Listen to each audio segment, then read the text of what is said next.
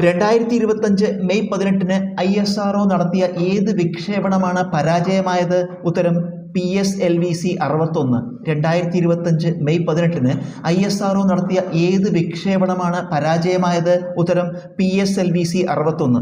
ഏതു രാജ്യത്തിൻ്റെ പുതിയ മിസൈൽ പ്രതിരോധ സംവിധാനമാണ് ഗോൾഡൻ ഡോം? ഉത്തരം അമേരിക്ക.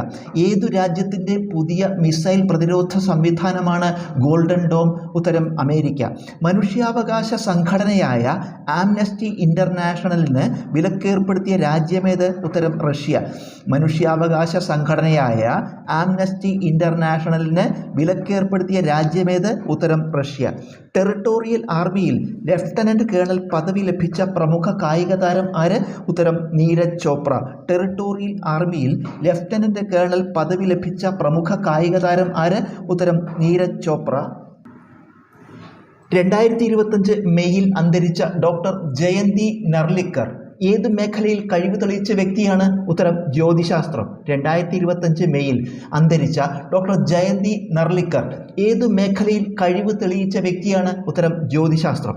കന്നഡ ഭാഷയിലെ സിനിമയായ ലവ് യുവിൻ്റെ സവിശേഷത എന്ത്? ഉത്തരം പൂർണ്ണമായും AI സാങ്കേതിക വിദ്യയിൽ നിർമ്മിച്ച ആദ്യ സിനിമയാണ്.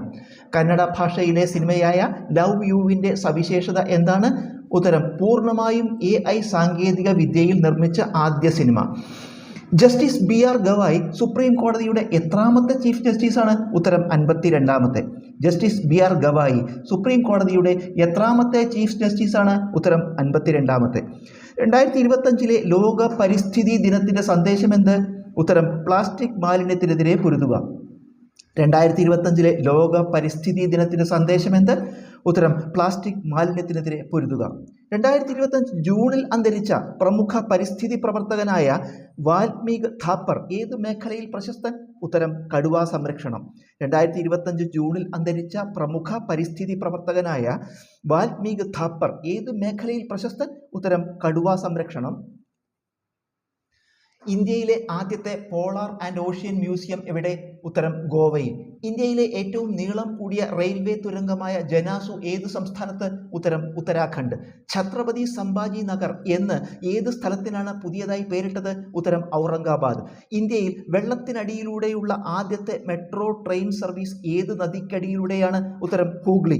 ചന്ദ്രയാൻ 3 ദൗത്യം വിക്ഷേപിച്ചതെന്ന്? ഉത്തരം 2023 ജൂലൈ 14.